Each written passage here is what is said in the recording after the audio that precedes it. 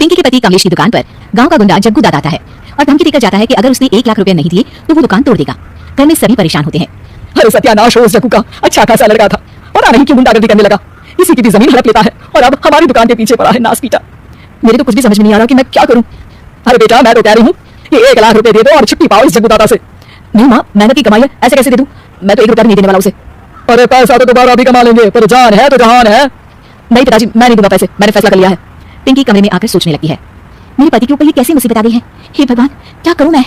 तभी उसे जादुई पत्थर से आवाज सुनाई देती है, दन दन दन दन दन, जो चाहे वो तू बन। अरे हाँ, मैं भी कितनी भला करूं, मेरे पास तो जादुई पत्थर है, पर मैं क्या करूं? जग्गू दादा तो बहुत बड़ा गुंडा है, उसका सामना मैं कैसे कर पाऊंगी? पर मुझे ये करना ही होगा। पिंकी प्लान बनाती है और उसे एक आइडिया आता है और वो आइडिया वो सबको बताती है।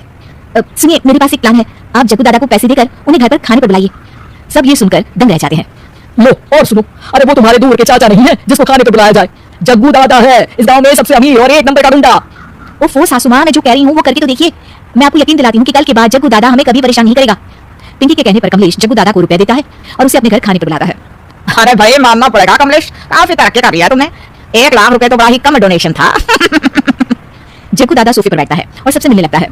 अरे भाई लता मौसी ठीक तो हो ना? सुना है घुटने में बहुत दर्द रहता है। हाँ बेटा, पर तुझे कैसे पता चला? अरे जग्गू दादा सारे गांव की खोज खबर रखता है, और वैसे भी मेरी माँ और आप तो बचपन की सहेलियां थी ना, तो आप तो हमारी माँ सी हुई। मौसी कहकर 1 लाख रुपए का चूना लगा रहा है कमबख्त। तभी बेल बजती है और कमलेश दरवाजा खोलता है तो सब दंग रह जाते हैं। अरे एमपी साहब, आप आइए आइए, आप कमलेश को कैसे जानते हैं? अरे भाई, कमलेश हमारे बड़े ही अच्छे मित्र हैं और मैंने सुना है कि आप इनकी दुकान हड़पना चाहते हैं, इनसे चंदा भी मांगते हैं आप। एमपी जी, वो तो बस थोड़ा धंधे में मंदी चल रही थी तो गांव वालों से थोड़ी मदद मांगी। देखो जग्गू दादा, होंगे दादा तुम अपने घर के, ये हमारे पहचान के लोग हैं, इनके साथ तुमने कुछ भी उल्टा सीधा किया तो सीधा जेल में डाल देंगे, समझे? फिर वहां बाकी कैदियों से चंदा मांगते फिरोगे क्या? जग्गू घबरा जाता है और वहां से जाने लगता है। जी जी एमपी जी, समझ गए, हम चलते हैं, हमें माफ कर दो कमलेश बाबू। अरे बेटा खाना तो खा लेता। अरे जग्गू। जग्गू दादा को भागता देख एमपी के रूप में बदली पिंकी हंसने लगती है और सब एमपी के पास आते हैं और उनका धन्यवाद करते हैं। आपको कैसे पता चला एमपी साहब कि जग्गू हमें परेशान कर रहा था? आपकी बहू पिंकी है ना, बड़ी ही समझदार है, वो मेरे ऑफिस आई और मुझसे मदद मांगी। क्या पिंकी ने ये सब किया?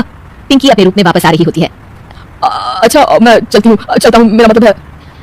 अरे ऐसे कैसे आप बिना खाना खाए नहीं जा सकते, आइए आइए। नहीं फिर कभी मुझे जाने दीजिए। पिंकी भागती है। अरे इन्हें किस बात की जल्दी थी? लगता है कोई इंपॉर्टेंट मीटिंग होगी माँ। हाँ भाई, बड़े लोग हैं, दिन में कुछ ना कुछ चलता ही रहता है, लेकिन भगवान का शुक्र है कि आज बहू की वजह से सब सही हो गया। पर बहू है कहाँ?